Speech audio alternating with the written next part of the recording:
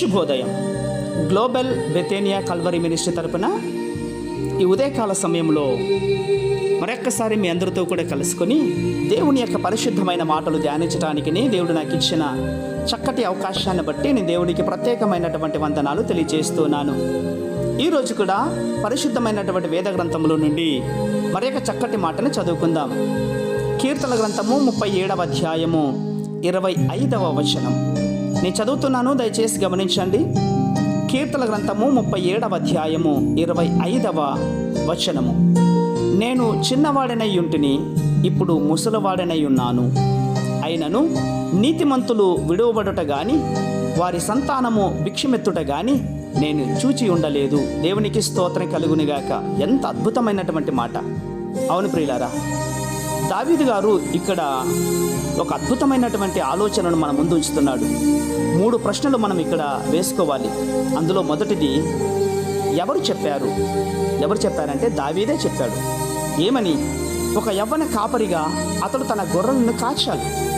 అతడు సింహాన్ని, ఎలుగుబంటిని జయించడానికి దేవుడు అతనికి శక్తినిచ్చాడు. గొల్యాతును సంహరించడానికి శక్తినిచ్చాడు కదా. దేవుడు తన ప్రజలను సంరక్షిస్తాడని దావీదుని గురించి ఒక కాపరిగా గ్రహించాడు. అంతేకాదు, ఒక సైనికునిగా, ఒక రాజుగా, ఒక మధుర గాయకునిగా ఇశ్రాయేలీయుల మధ్య దావీదు వ్యవహరించినటువంటి సంగతులను చేసుకోవాలి. తానేమి మాట్లాడుతున్నాడో దావీదుకు తెలుసు. తన జీవితంలో ప్రతి దశలోనూ కూడా దేవుడు అతని పట్ల శ్రద్ధ వహించాడు. తన పాప స్థితిలో సహితం దేవుడు అతనికి సమస్తమును సమకూర్చిన సంగతి ఇక్కడ గుర్తుపెట్టుకుంటున్నాడు. ఇక రెండవదిగా, దావీదు ఏమని చెప్పాడంటే, నేను చిన్నవాడనై ఉంటుని, ఇప్పుడు ముసలవాడనై ఉన్నాను. అయినను దేవుడు తన వారిని విడిచిపెట్టడం నేను చూడలేదు అంటున్నాడు. ప్రియులారా, గ్రహించారా? నీతిమంతులకు అసలు శ్రమలే రావు, దేవుని ప్రజలకు దుఃఖం, ఇబ్బందులు తలెత్తవు అని అతడు చెప్పలేదు. దుఃఖం, శ్రమలు, కన్నీళ్ళు, ఇబ్బందులు అంటే ఏంటో దావీదుకు బాగా తెలుసు.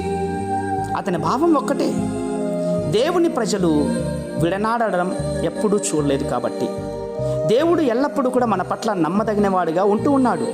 మన యవ్వన ప్రాయంలో ఉన్నా, వృద్ధాప్రాయంలో ఉన్నా భయపడనక్కర్లేదు. ఎందుకంటే ఆయన ఎల్లప్పుడూ మనతో ఉన్నాడు. ఇక మూడవదిగా, దీన్ని మనం అన్వయించుకోవాలి. ఏంటి? అవును, తప్పకుండా అన్వయించుకోవాలి. నిన్ను ఏమాత్రము విడువడు, నిన్ను ఎన్నడును ఎడబాయను అని యేసుక్రీస్తు వారు చెప్పారు.